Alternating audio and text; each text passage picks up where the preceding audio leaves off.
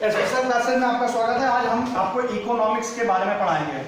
ठीक है, सबसे पहले जानते हैं इकोनॉमिक्स क्या है, इसके बेसिक्स के बारे में समझते हैं। भारत की इकोनॉमी क्या है, विश्व की इकोनॉमी से तुलना करेंगे और इससे पॉलिटी को भी रिलेट करते हुए पढ़ेंगे। तो सबसे पहले जानते हैं इकोनॉमिक्स क्या होता है। इकोनॉमिक्स जो होता है वो संसाधनों का, जो हमारे संसाधन है, चाहे वो जो संसाधन हो, खनिज संसाधन या जल संसाधन जो भी है, उनका तकनीकी प्रयोग के द्वारा, यहाँ पे एक आप तकनीकी बनाएंगे, तकनीकी प्रयोग के द्वारा एक फिनिश्ड गुड तैयार करना, मतलब पूर्ण वस्तु, फिनिश्ड गुड, ठीक है, तैयार करना ही क्या है, इकोनॉमिक्स है। सीधा सा मतलब है कि जो संसाधन है उसको हम तकनीकी यूज करके फिनिश्ड गुड मतलब पूर्ण वस्तु तैयार करना क्या है, इकोनॉमिक्स है। बस इतना सा मतलब है।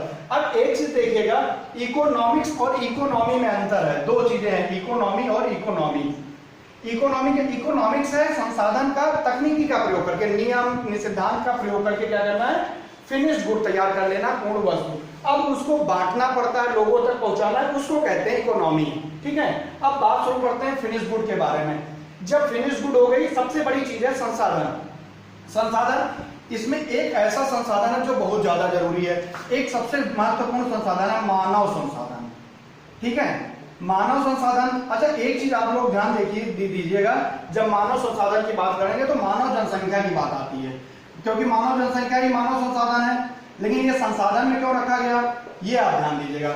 मान लो कोई सरकार है, कोई भी सरकार है, गवर्नमेंट है, उसको मानव जनसंख्या को किसमें रखना चाहिए। मान लो कोई गवर्नमेंट है, तो गवर्नमेंट को क्या करना चाहिए, दो एरिया होते हैं। एक होता है क्या, असेट्स। असेट्स मतलब हुआ पूंजी। तो मान लो मानव जनसंख्या, उसको पूंजी में रखना चाहिए। या दूसरी चीज है लायबिलिटी। लायबिलिटी मतलब जिम्मेदारी। क्या है, जिम्मेदारी। अब आप लोग अगर ध्यान से देखिए तो क्या मानव की जो जनसंख्या है हमारे कंट्री की, वो सरकार के ऊपर जिम्मेदारी होना चाहिए या असेट्स होना चाहिए, पूंजी होना चाहिए। तो सबसे पहले मैं आपको बता दूं, अगर कोई मानव जनसंख्या खुद अपना मतलब अपने ऊपर निर्भर हो जाती है तो वो असेट्स का काम करती है। जब असेट्स का कोई जब काम करेगी तो इसका मतलब गवर्नमेंट की इकोनॉमी हमेशा बढ़ती रहेगी। जैसे एक अभी जल्दी का अगर उदाहरण लेते हैं तो मोदी ने कहा है कि एक कदम आगे बढ़ाओ तो भारत 125 कदम आगे बढ़ेगा। वो मानव संसाधन की बात करते हैं कि मानव संसाधन असेट्स होना चाहिए। तो सरकार के लिए मानव संसाधन कैसा काम करना चाहिए, असेट्स, पूंजी का काम करना चाहिए। एक ये चीज हो गया। और दूसरी चीज फिनिश्ड गुड, आप याद रखिएगा क्योंकि इसी से सारी चीजें रिलेट होंगी। ठीक है, अब आगे बढ़ते हैं। अच्छा, एक चीज याद ध्यान दीजिएगा, मानव संसाधन। मानव संसाधन कब बढ़ेगा, कब अच्छा माना जाएगा, जब तीन चीजें अच्छी बढ़ेंगी। पहला, एक चीज होना चाहिए एसडीआई। एसडीआई क्या है, ह्यूमन डेवलपमेंट इंडेक्स, जो कि वर्ल्ड बैंक द्वारा जारी किया जाता है। इसको विकास करने, इसका अगर विकास हो गया तो मानव संसाधन का विकास अपने आप हो जाएगा।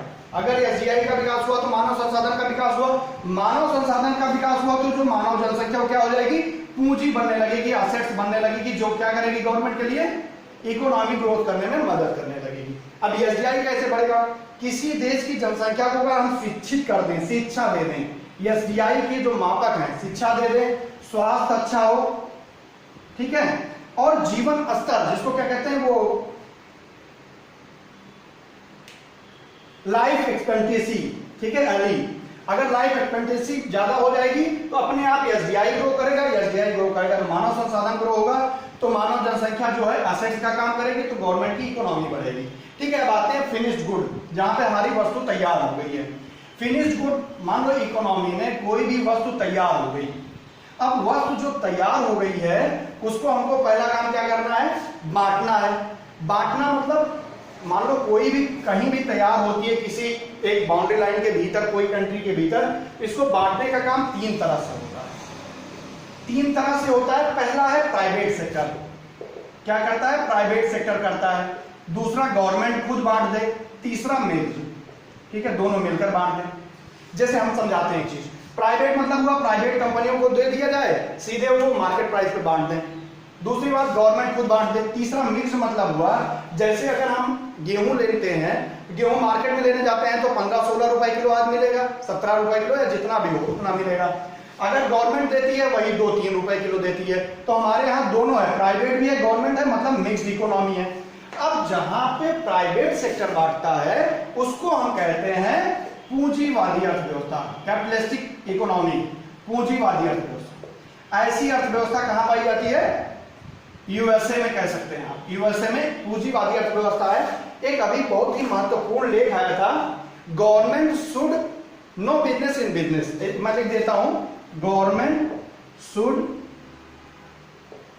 नो बिजनेस इन बिजनेस, ये आप ध्यान दीजिएगा, ठीक है। Government should know business in business का मतलब हुआ गवर्नमेंट का जो बिजनेस है उसमें कोई बिजनेस ही नहीं होना चाहिए। अगर आपको देश की इकोनॉमी को ग्रो करना है, अगर आप प्राइवेट सेक्टर से सीधे बंटवाते हैं तो देश सबसे ज्यादा ग्रो करता है, जैसे अमेरिका ने किया, क्योंकि government should know business in business, ये फंडा होना चाहिए। लेकिन कोई बात नहीं, ज्यादातर जो हमारे जो मतलब अभी डेवलप कर रहे हैं वो कंट्रीज जो है मिक्स्ड इकोनॉमी लेके चलती है, और सबसे अच्छी भी मिक्स्ड मानी जा रही है इस समय। तो पूंजीवादी अर्थव्यवस्था हो गया, ठीक है। पूंजीवादी अर्थव्यवस्था एडम स्मिथ साइंटिस्ट मतलब शास्त्री थे, एडम स्मिथ, इन्होंने इसका दिया था ए वेल्थ ऑफ नेशन बुक में, इनका द वेल्थ ऑफ नेशन, ठीक है, द वेल्थ ऑफ नेशन की बुक आई थी, उसमें पूंजीवादी अर्थव्यवस्था का पहली बार वर्णन किया गया, ठीक है। दूसरी बात करते हैं, दूसरी बात की तरफ चलते हैं, तो होता है गवर्नमेंट सेक्टर। जब गवर्नमेंट सेक्टर बांटती है तब उसको कहते हैं गवर्नमेंट सेक्टर, उसको कहते हैं स्टेट इकोनॉमी। क्या कहते हैं? State economy. जब गवर्नमेंट सेक्टर बांट रही है तब इसको क्या कहते हैं? स्टेट इकोनॉमी, राज्य अर्थव्यवस्था, राज्य अर्थव्यवस्था उसको कहते हैं। दूसरी बात, राज्य अर्थव्यवस्था की खासियत होती है कि इसको राज्य मतलब गवर्नमेंट सीधे अपने द्वारा बांट देती है। इसको दिया था कार्ल मार्क्स ने, कार्ल मार्क्स, ठीक है। अब बात आती है मिक्स्ड अर्थव्यवस्था, जहां पे प्राइवेट सेक्टर और गवर्नमेंट सेक्टर दोनों मिल के बांट रहे हैं, उसको कहते हैं मिक्स्ड इकोनॉमी। मिक्स्ड इकोनॉमी, मिश्रित अर्थव्यवस्था का सबसे पहले उदय दिया था जॉन मेनार्ड कीन्स ने, जॉन मेनार्ड कीन्स, ठीक है। अच्छा, एक चीज आपने देख लिया, रॉ मटेरियल जो था, संसाधन जो था, उससे हमने फिनिश गुड तकनीकी का यूज करके बनाया था। अब इसको हमने बांटने का काम कर लिया। प्राइवेट सेक्टर में या तो बांट सकती है, या तो गवर्नमेंट या तो मिक्स्ड। जब प्राइवेट बांट रही है तब पूंजीवादी अर्थव्यवस्था बोलते हैं, जब गवर्नमेंट बांट रही है तब स्टेट इकोनॉमी बोलते हैं, जब मिक्स्ड बट रहा है तो मिक्स्ड इकोनॉमी, मिश्रित अर्थव्यवस्था करेंगे। जब जहां पूंजीवादी अर्थव्यवस्था की बात आती है तो उसको दिया था एडम स्मिथ ने अपनी बुक इसमें द वेल्थ ऑफ नेशंस, ठीक है। और जब स्टेट इकोनॉमी की बात आती है तब कार्ल मार्क्स ने दिया था, कार्ल मार्क्स ने दिया था स्टेट इकोनॉमी के पहली बार इसके बारे में बताया। और मिक्स्ड इकोनॉमी की जो मतलब थियरी पूरी थी वो जॉन मेनार्ड कीन्स ने दी, ठीक है। अब ये हो गया बांटना। अगला पॉइंट चलते हैं। मान लो बट गया, ठीक है, बट गया, अब सामान बटना शुरू हो गया, तो अगर फिनिश्ड गुड से ही हम सब कुछ समझेंगे, ठीक है, फिनिश्ड गुड से ही सब कुछ समझना है। अब बांटने की जब बात आती है तो बांटना दो तरीकों से होता है। पहला क्या होता है? बांटना तो 3-4 तरीकों से होता है इकोनॉमी में, लेकिन जो नॉर्मली यूज होता है वो दो होता है। एक होता है एफसी, जिसको बोलते हैं factor cost. Factor cost, factor cost क्या होता है? साधन लागत। जो हमारी लागत आई है श्रम की, सामान की, उसको केवल ऐड कर लिया जाए, उसमें कर नहीं होता, सबसे बड़ी बात है, ठीक है। तो उसको फैक्टर कास्ट बोलते हैं, ठीक है। दूसरा होता है मार्केट प्राइस। मार्केट प्राइस मतलब हुआ, अच्छा, मार्केट प्राइस की एक खास, ये फैक्टर कास्ट है, ये मार्केट प्राइस है, लिख दे रहा है, ध्यान से देखिएगा। मार्केट प्राइस जो होता है इसकी एक खासियत होती है। मार्केट प्राइस की खासियत होती है जब किसी वस्तु का मांग बढ़ती है, मान लो ये मांग है, तो दाम अपने आप बढ़ जाता है। जब मांग बढ़ेगी तो दाम बढ़ेगी, ठीक है। मार्केट प्राइस पे कोई वस्तु बेची जाएगी तो जब मांग बढ़ेगी तब दाम बढ़ेगा। अच्छा, कभी कभी कंडीशन आ जाती है कि मांग तो बढ़ रही है लेकिन दाम घट रहा है। इसका मतलब कब होगा? मान लो टमाटर की अधिकता आ गई, टमाटर पक चुका है पूरी तरह, या केला ले लो या अंगूर ले लो, पक चुका है, तो केला गला हुआ होता है, जितनी डिमांड बढ़ रही है क्योंकि सस्ता है तो दाम गिर रहा है, तो लोग ज्यादा लेंगे भी, मतलब मांग भी बढ़ रही है, गिर भी रही है। इस कंडीशन को कहते हैं गिफिन वस्तुएं। इसको गिफिन वस्तुओं की श्रेणी में रखते हैं, ठीक है। लेकिन इकोनॉमी जो मार्केट प्राइस पे बेचा जाएगा उसका मतलब होगा जब डिमांड बढ़ेगा तो मांग बढ़ जाएगा, मतलब वस्तु का दाम अगर मार्केट प्राइस पे मिल रहा है इसका मतलब कभी भी बढ़ घट सकता है, ठीक है। 2-3 चीजें हो गई। अगला चीज, अब बट भी गया, बटा किस पे? मार्केट प्राइस पे या फैक्टर कास्ट पे, ये डिपेंड करता है उस समय की कंडीशन है। अच्छा, बंटने के लिए सबसे ज्यादा जरूरी चीज क्या है? मान लो गवर्नमेंट बांट रही है, प्राइवेट सेक्टर या मिल बांट रही है, कोई भी बांट रहा है, तो बंटने के लिए सबसे ज्यादा जरूरी चीज क्या है? एक चीज आप ध्यान दीजिएगा, परिवहन, गुड्स मनी, परिवहन सबसे जरूरी होगा कि नहीं? किसी भी चीज में परिवहन सबसे जरूरी होगा भाई। इसको ट्रेन से पहुंचाओगे, ट्रक से पहुंचाओगे, सबसे ज्यादा वैसे यातायात सड़क से होता है, लगभग 65% सड़क से होता है। अच्छा, सड़क से हो या ट्रेन से हो कोई फर्क नहीं पड़ता, क्योंकि अभी इलेक्ट्रिसिटी इतनी नहीं हुई है। तो सबसे ज्यादा जो जरूरत होती है वो किसकी होती है? तेल। मतलब तेल एक ऐसी चीज है जो हमारी पूरी इकोनॉमी को 2 मिनट में हाई कर सकती है और लो कर सकती है। मेन चीज तेल है। अब तेल पे थोड़ा सा डिस्कशन कर लेते हैं, क्योंकि तेल बहुत महत्वपूर्ण टॉपिक है। तेल की कीमत अगर हम देखते हैं 1950 की बात करें या 45 की बात करें, जो दो तेल की कीमत थी वो $2.31 बैरल। एक बैरल का दाम कितना था? 2.31 बैरल। अच्छा, एक बैरल में ये आप देख लीजिएगा 158 से 159 लीटर होता है। ठीक है, ये कितने मिल जाता था? 2.31 में। अब बात आती है 1970, तब तक तेल की कीमतों में कोई अंतर नहीं आया। 1970 में सीधे तेल की कीमत हो जाती है $15.71। अब आप देखें बैरल, अब अगर आप दोनों की तुलना करो तो लगभग 700% तेल का दाम इकट्ठा ही बढ़ गया सीधे के सीधे। यही 2014, उसके बाद लगातार दाम बढ़ता रहा। इस बीच में तेल का दाम नहीं बढ़ा है, पहली बार बढ़ा 70 या 72 में। उसके बाद 2014 में लगभग 110 तक चला गया डॉलर तक, थोड़ा और ज्यादा कम हो सकता है। उसके बाद 2016 या 17 की बात करें तो अभी 60 रुपए या 62 रुपए डॉलर जो भी चल रहा है, ये ध्यान दीजिएगा बैरल।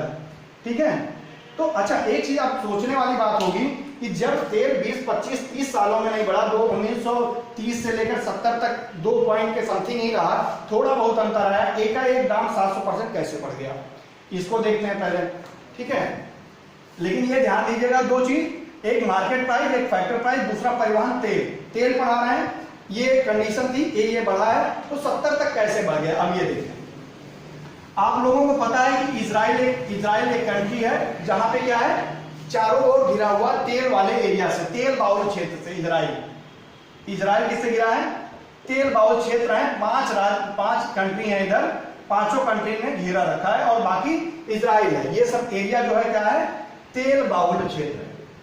ठीक है, इनमें बढ़ा क्यों ये बता रहे हैं तेल का दाम 1970 में। इजराइल जो है यहाँ पे पांचों देशों ने मिलकर, क्योंकि इजराइल की कंडीशन उस समय बहुत अच्छी थी, ग्रो ज्यादा कर रहा था, ग्रोथ रेट बहुत अच्छी थी, इस वजह से ये सब थोड़ा सा जलने लगे बाकी के जो राज थे। ठीक है, सऊदी अरब था, ये सब 5 थे, तो वो सब जलने लगे। उन्होंने इस पर इजराइल पर आक्रमण कर दिया एक साथ मिलकर। जब इजराइल पर आक्रमण किया तो इजराइल कमजोर पड़ने लगा।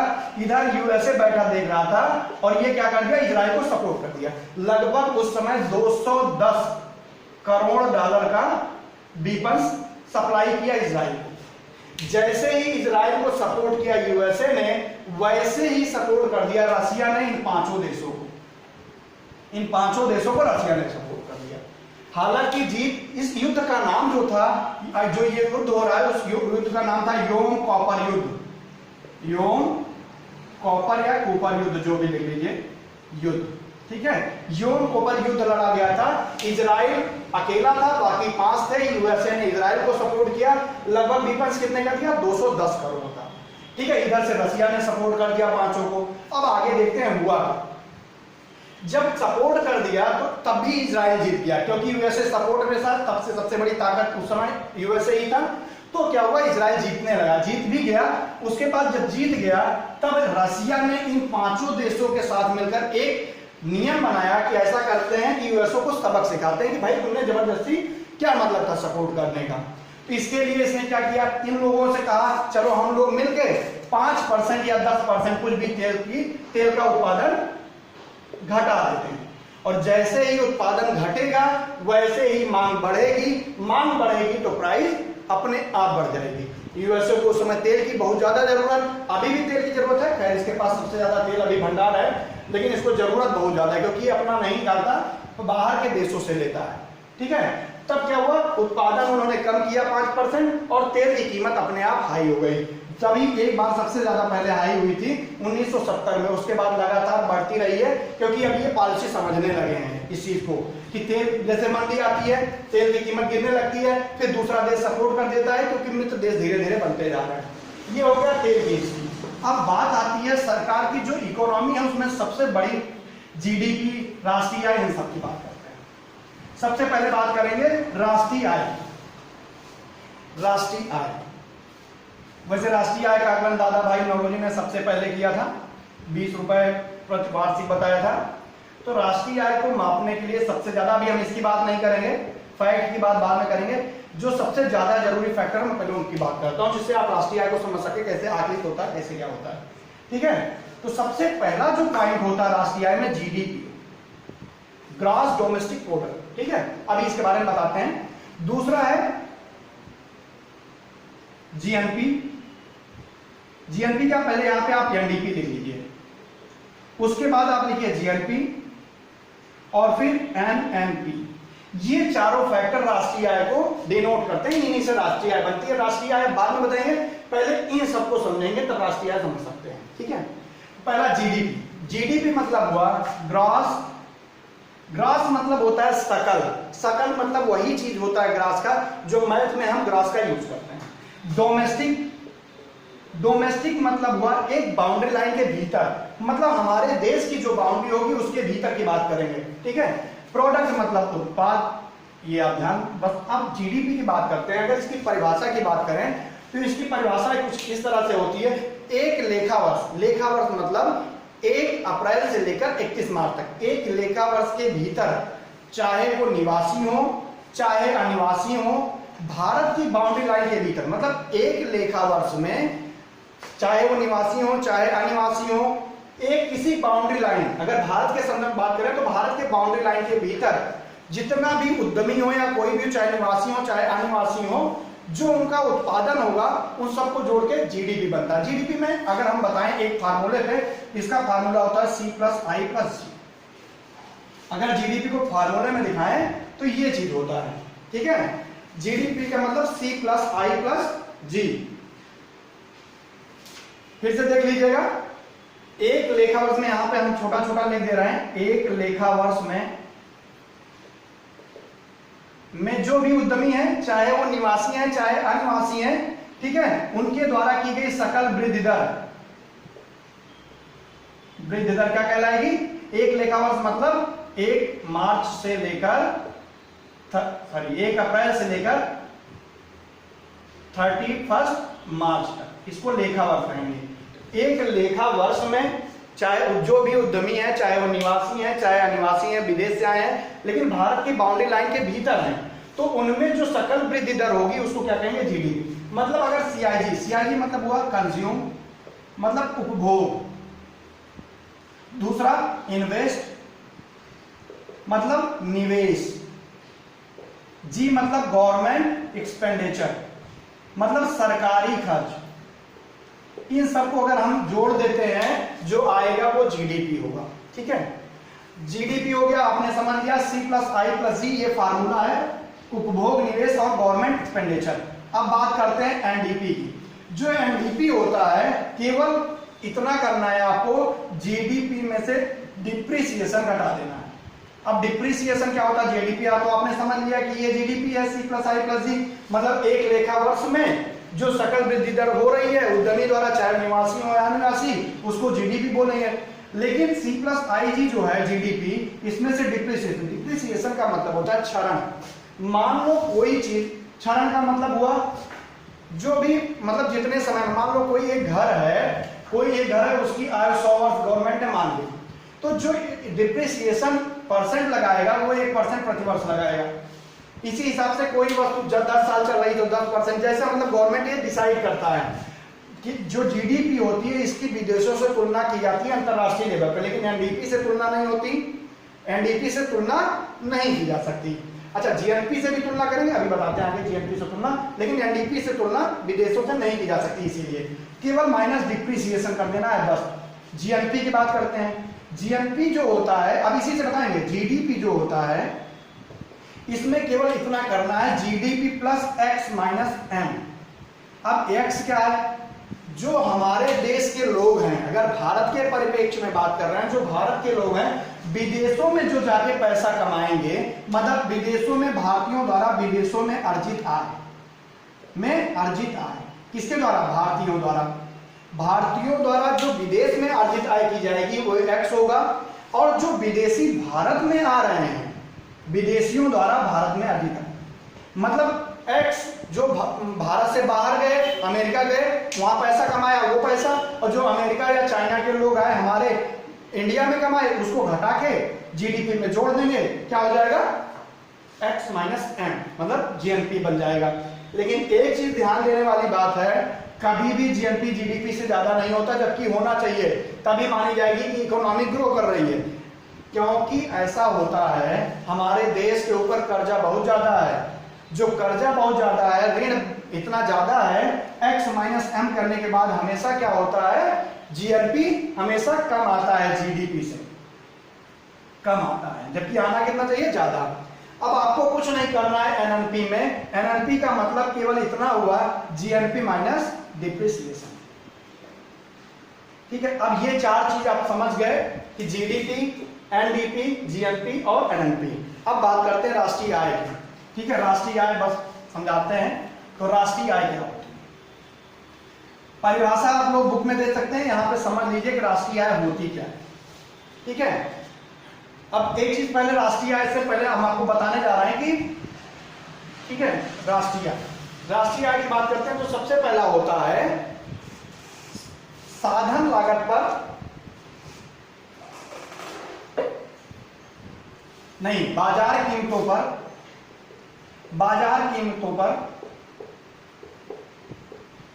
NNP minus national net product की बात कर रहे हैं, एनएनपी माइनस अप्रत्यक्ष कर प्लस सब्सिडी।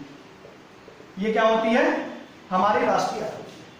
अब आप ध्यान दीजिएगा, बाजार कीमत हमने वही चीज बताई थी, मतलब एमपी मार्केट प्राइस। अगर इसको एक तरीके से और हम लिखना चाहें, एनएनपी छोटा सा एमपी लिख दें बस, ये भी यहां पे लिखा जा सकता है। उसमें से अप्रत्यक्ष कर घटाएंगे, सब्सिडी जोड़ देंगे, अप्रत्यक्ष कर घटाएंगे और सब्सिडी जोड़ देंगे। क्यों? क्योंकि मैंने कहा था जो एफसी होता है, फैक्टर कास्ट, मैंने दो चीज बताई थी, एफसी मतलब फैक्टर कास्ट, और इधर एमपी बताई थी मार्केट प्राइस। जो मार्केट प्राइस था उस पर सारे कर जुड़े हुए थे, मतलब बाजार कीमत पर सारे कर जुड़े हुए हैं, और सब्सिडी जोड़ रहे हैं। अगर इनको हम घटा के सब्सिडी जोड़ दें तो ये राष्ट्रीय आय हो जाएगी। क्लियर? अच्छा, यहाँ पे एक टर्म लिखा है एनएनपी, यहीं पे देख लेते हैं एनएनपी, एक बार देख लेते हैं क्या होता है। एनएनपी क्या होता है? GNP minus depreciation. ठीक है, क्लियर? अच्छा, अब जीएनपी क्या होता है यहीं पे बना लो, कोई दिक्कत ना हो जिससे। जीएनपी क्या होता है? जीएनपी होता है GDP plus X minus M. अब जीडीपी क्या होता है? C plus I plus G. अब इसमें आपको समझ में आ जाना चाहिए क्योंकि मैं पहले से इसको बता चुका हूं। ठीक है, दो चीजें तीन चीजें आपको क्लियर हुई। अच्छा, अब आप यहाँ पे ध्यान से देखिए, अगर मैं थोड़ा सा इसको मिटाता हूं, यहाँ पे एनएनपी एमपी आप लिख सकते हैं, ये आपने देख लिया है। तो थोड़ा सा अगर ऐसे करते हैं, क्योंकि बुक में क्वेश्चन आया हुआ है, थोड़ा सा चेंज है। अच्छा, आप देखिए एनएनपी क्या लिखा गया? यहाँ पे आप एनएनपी को क्या लिख सकते हैं? मार्केट प्राइस पर। यहाँ पे इस एरिया को हम लिख सकते हैं जीएनपी माइनस डिप्रिसिएशन। लिख सकते हैं कि नहीं? हरण, मूल्य ह्रास लिख सकते हैं। दूसरा, अगर इस पोजीशन को हम हटाना चाहें, यहां पे भी जीएनपी को भी हटाना चाहें, तो हम ये चीज सीधे लिख सकते हैं कि नहीं? केवल जीएनपी को हटा के। अब अगर ये भी हम हटाना चाहें, यहां पे जीडीपी अगर मान लो आ गया, तो क्या हो जाएगा? GDP plus X minus M minus depreciation. बाकी आप वैसे लिख दीजिए, अप्रत्यक्ष कर और सब्सिडी जैसे उसमें लिखा वैसे लिखना है। अब मान लो जीडीपी भी यहां से हटानी है, अगर जीडीपी हटाना चाहते हैं तो plus C I plus I plus जी कर सकते हैं, जैसा कि आप अगर बुक में दिखाई देगा कि नहीं, जरा सा देखते हैं, दिखाई देगा।